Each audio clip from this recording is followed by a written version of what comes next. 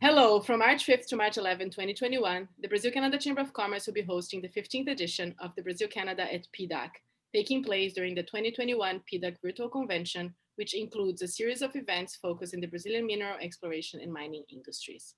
I'm Carolina Albernaz, CEO of the BrazilCanada Chamber of Commerce, and I'm here today with BMA Law to talk about the importance of Brazil-Canada relations to the firm, business opportunities, and how they can support Canadian companies looking to invest or do business in Brazil.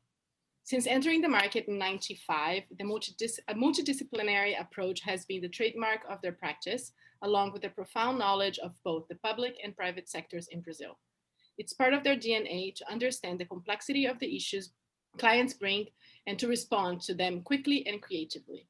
BMA Law is a member of the BCCC and one of our PDAC Silver sponsors. So with me today, I have Márcio Pereira, partner of BMA's Environmental Law Group, Cândida Carvalho, partner and BMA's Infrastructure and Regulatory and Government Affairs Practices area, Leslie Rose, a legal language consultant and Canadian lawyer at BMA Law, and Carlos Frederico Bingemer is a partner in BMA's corporate practice area. So hello everyone and welcome. Thank you so much for being here today. Why don't we start with Márcio? You've been attending PDAC for a few years now. So how important is this conference for the Brazilian mining sector, and how important is it for BMA Law? BMA just joined BrazilCanada Chamber of Commerce. We are very proud of being a member.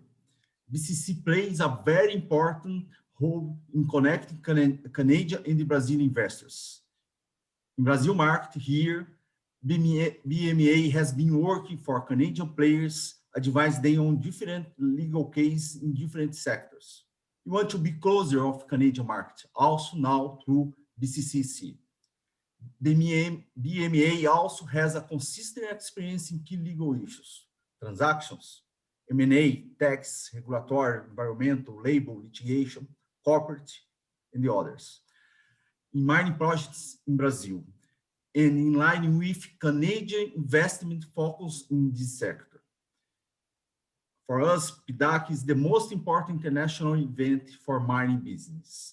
And for BMA, it's an opportunity to exchange information with the players and peers, to keep up to date and to learn about the sector's new challenges. We're very happy to have BMA as a member as well. So we look forward to working with you in many different activities throughout the year. Why don't we go to Leslie now? How important is Canada for BMA and its clients? And what are the main business opportunities and sectors of interest for Brazil-Canada relations, in your opinion? Hi, Carolina. Well, I'm happy to answer that because I can answer it from both perspectives. I am Canadian, but I have lived in Brazil for many years. So what I'd like to say, first of all, is that although, often when you think of Brazil and Canada, you think of differences. In fact, there's a lot of similarities and a lot of affinities. Mining is the obvious one, but both countries are huge. They occupy large amounts of territory. They've got different sorts of landscapes, different climates, and they're both very rich countries in natural resources. And so as a result, they have very similar economic bases in some ways, right? There's mining, of course, agriculture, forestry, energy. Infrastructure is another thing that I think the two countries have in common, and certainly infrastructure is an area, and the Cândida will talk more about it, but it's an area where the Canadian experience in dealing with the challenges, of a big country, can be brought to Brazil and, tropicalized for this environment, but can make a really big contribution. Even politically, there's some similarities in that, the scale of the country is such that, there's a 3-level government system: federal, provincial, or state, municipal. So there's a lot about Brazil, although it is a different country and it has its own characteristics. There's a lot that I think Canadian investors will recognize, and will be particularly quick at recognizing opportunities, So I think that's sort of my perspective of it. And I think also reflects the firm's perspective, is that we have worked with Canadian firms in the past. Some examples are Bombardier, Terrico Gold, more traditional Canadian names, Esosynthetics in biochemicals, CAE in simulation and control technologies, and insurance. We worked with Zen Insurance. So we have experience working with Canadian companies, and I think we see this PDAC as an opportunity to help Canadian investors and Canadian companies recognize and take up opportunities in Brazil. Thank you, and I agree with you. I think there are much more similarities than people imagine and expect between Brazil and Canada. The only non-similarity, I guess, is the weather. Everything else, there's a lot of things that we can learn. But even that, we're in sync because it's opposite. When it's cold there, it's hot here. So why don't we go to Ana Cândida then and talk a little bit about infrastructure. What is the perspective for Brazil in 2021, and what should we expect as new opportunities for Canadian investors in that sector? Thank you, Carolina. Well, I think there's a very broad infrastructure agenda, especially coming from the federal government for 2021. I would say the main topics are especially listed in the pipeline of projects prepared by PPI, which is similar to a federal PPP agency. And this pipeline of projects comprises projects in the airport sector, also ports, especially port terminals, and port authority privatization, which is relatively new to Brazil. Also road sectors, transmission lines, and mining. We have actually 8 concession of exploration rights in the mining sector, which are coming out. It's also something very new, a new format of collaboration between public and private. And in terms of subnational projects, especially because the Congress has approved the new legal framework last year, we do have water and sewage as the hot topic in terms of subnational projects. So also Brazilian Congress is facing discussions. Carlos will talk a little bit about this, the gas legal framework. Also, there's a new regulatory framework for railroads, a small reform for the ventures, which allow projects to capitalize. And in the end, there's a new bidding and government contracts law coming out, and also a proposal of reform of the concessions law. So there's a lot to tackle during 2021 in the infrastructure sector, many opportunities. Thank you. Yes, we see that the water and sewage reform has definitely attract a lot of attention from the Canadian investors, and we'll be doing a lot of events around that, and we're looking forward to all those other concessions, because I do believe that there's a lot of opportunities between both countries to collaborate in those concessions. So Ana mentioned Carlos, so why don't we go to Carlos now. Energy. So she mentioned the new natural gas framework. So in the energy sector, what are the main trends in your view? Yeah, as Anna said, I mean, definitely the new gas market is for sure a hot topic, and we are eager to see this bill put in place. I mean, in the short time, we definitely believe there is a lot of space. I mean, Brazil, as other jurisdictions, has been talking a lot about ESG projects, and energy through the gas is definitely something that comes along with that. I mean, in nowadays, the Brazilian companies that are in Brazil exploring oil and gas fields, they are not really put in place all the possibilities that they have through this distribution of gas. So we definitely believe when this is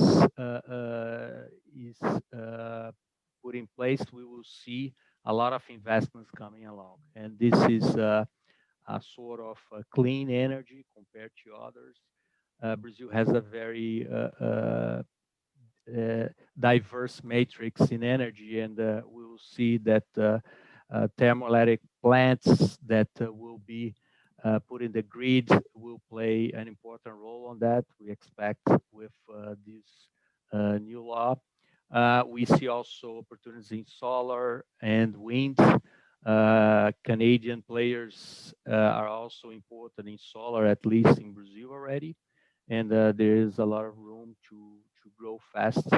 And we see also, I mean, any type of project that is a lot of financing is needed, you have to see possibilities of attracting investors, and we have seen a lot of movement in green bonds in Brazil, as Ana briefly said. The debentures that will have some incentives in taxation. So we will see also, and we believe this will grow very fast, that we will see more and more transactions that will have bonds being issued to finance this type of transactions. But at the end, I think energy projects in Brazil are in a very important moment. We definitely believe there is room for investors. Brazil has half of the consumption of electricity compared to other jurisdictions like United States, Spain. So I think we'll see a lot of investment in this specific sector, and we hope the Canadians can come. Oh, the Canadians will come.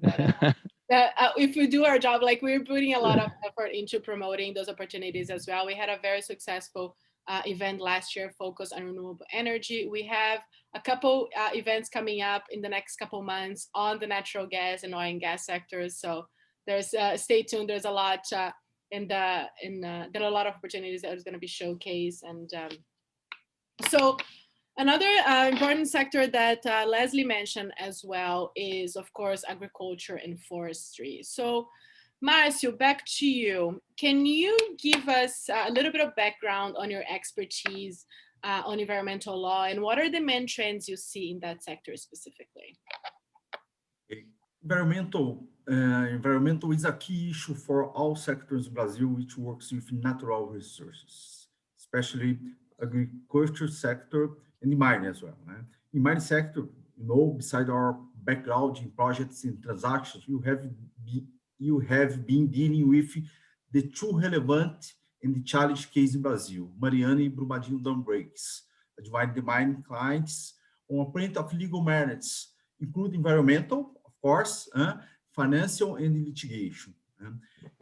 In another important sector in Brazil, similar mining, is agribusiness. In agribusiness, you have working in cases involving biodiversity regulation, renewable energy, carbon, and the financial market.